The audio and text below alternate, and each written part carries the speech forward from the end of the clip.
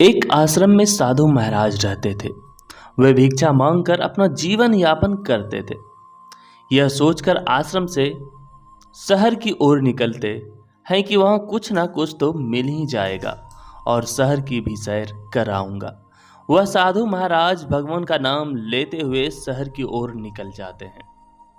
कुछ देर बाद मौसम खराब हो गया और हल्की बारिश होने लगी।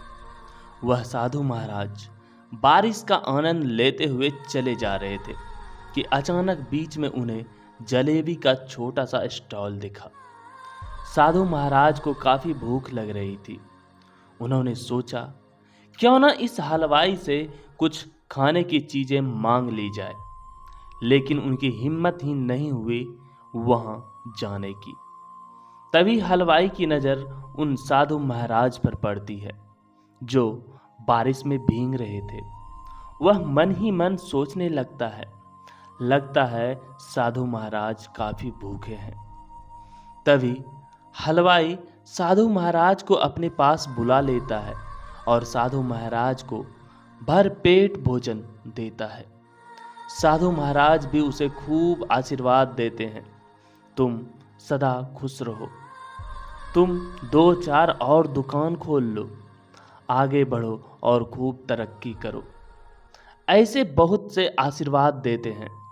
साधु महाराज वहां से आगे चले जाते हैं, अपनी धुन में भगवान का नाम लेते हुए। वर्षा के कारण सड़कों पर भरे हुए पानी को अपने पैरों से सींचते हुए अपनी धुन में ही चले जा रहे थे। तभी वहां से एक नवविवाहित जोड़ा आ रहा था। तभी महिला की साड़ी पर पानी की बूंदें चली जाती है, जिससे उसका पति साधु महाराज से गुस्सा हो जाता है और साधु महाराज को खूब गालियां देने लगता है। साधु महाराज को एक जोर से थप्पड़ भी लगा देता है। महिला अपने पति से कह रही थी, छोड़ो ना, अब गलती से हो गया होगा, यह साड़ी धोने के बाद ठीक हो जाएगी। फिर भी उसका पति नहीं माना और साधु महाराज से उलझा रहा। साधु महाराज भी अपने भगवान से मन ही मन कहते हैं, यह आपकी कैसी माया है, कभी भरपेट भोजन देते हो और कुछ देर बाद जोर से चमाटे। नवविवाहित जोड़ा अपने घर चला जाता है। वे दोनों सीढ़ियों से ऊपर कमरे में जाने के लिए चढ़ते हैं कि अचानक उस लड़के का पैर वर्षा के पानी से गीले होने के कारण फिसलकर नीचे गिर जाता है। वह लहूलुहान हो जाता है और तुरंत ही बेहोश हो जाता है। सभी लोग वहां इकट्ठे हो जाते हैं।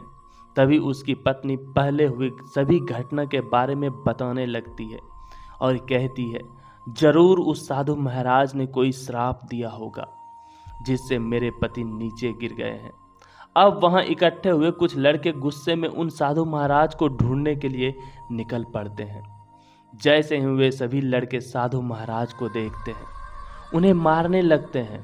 साधु महाराज पूछते हैं, मुझे क्यों मार रहे हो भाई?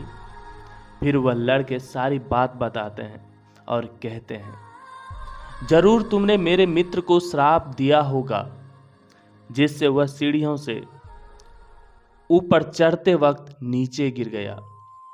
तब साधु महाराज उन लड़कों से कहते हैं, देखो, इसमें मेरी कोई गलती नहीं है। मुझसे गलती से उसकी पत्नी की साड़ी पर पानी के छींटे चले गए थे, जिससे उसके पति ने मुझे खूब डांटा, एक चमाट भी लगाई। मैंने कुछ भी नहीं किया, उन्हें श्राप भी नहीं दिया। उन्होंने यह सब अपने साथी पत्नी के लिए किया। वैसे ही मेरे साथ गलत होते देख मेरे साथी मेरे भगवान चुप कैसे बैठ सकते थे? उन्हें कुछ करना ही था। सभी लड़के शांत हो गए और वहां से चले गए। साधु महाराज भी अपने भगवान का नाम लेते हुए उनका गुणगान करते हुए आगे की ओर चले गए।